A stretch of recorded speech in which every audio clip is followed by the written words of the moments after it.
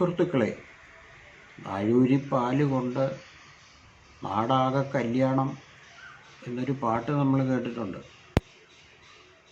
അതുപോലെയാണിപ്പോൾ ഒരു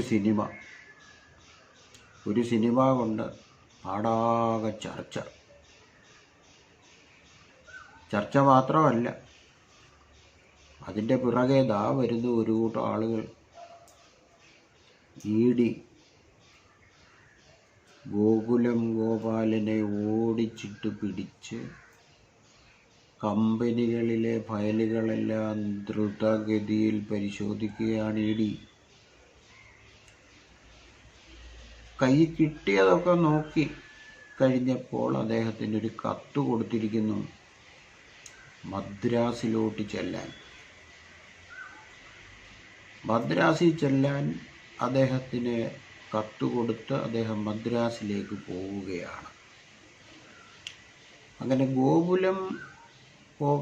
ഗോപാലൻ്റെ നേരെ നടത്തിയ അന്വേഷണങ്ങൾ തുടർന്നുകൊണ്ടിരിക്കുമ്പോൾ വരുന്നു സംവിധായകനായ പൃഥ്വിരാജിനെതിരെയും ED അന്വേഷണം.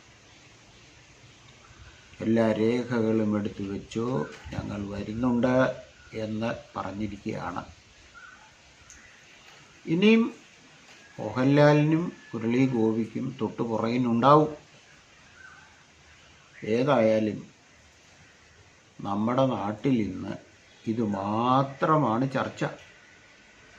കുഴപ്പമില്ല, എത്ര സിനിമകൾ വരുന്നു, സിനിമകൾ തിയേറ്ററിൽ വരുന്നു, കാണുന്നു, ആളുകൾ പോകുന്നു. ഒരു ചലനവുമില്ലാതെ, ഒരു പ്രശ്നവുമില്ലാതെ നമ്മുടെ നാട്ടിലെ ആളുകൾ സിനിമ കാണുന്നു പോകുന്നു.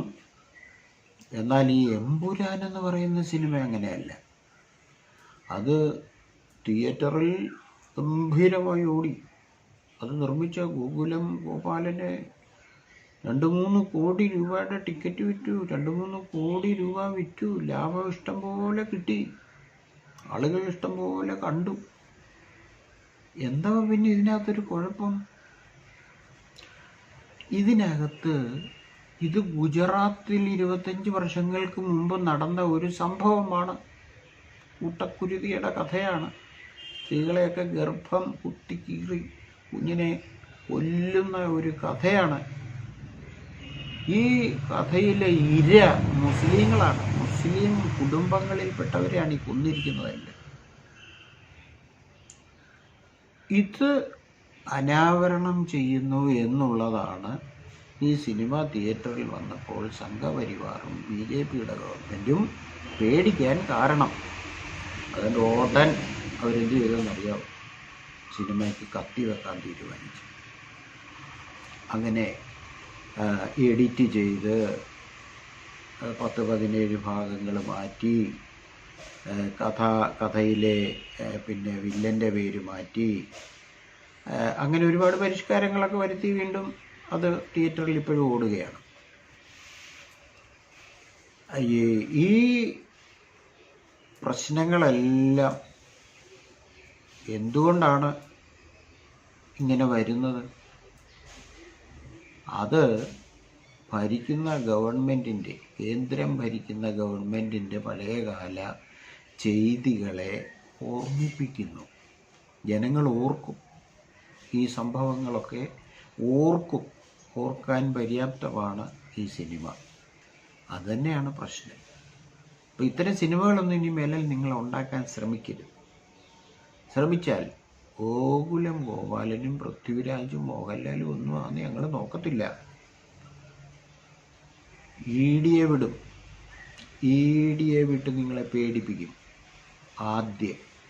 അത് കഴിയുമ്പം പിന്നെ അങ്ങനെയൊന്നുമല്ല. അതിനപ്പുറത്തെ വലിയ പിന്നെ കേസുകളാണ് പിന്നെ വരാൻ പോകുന്നത്.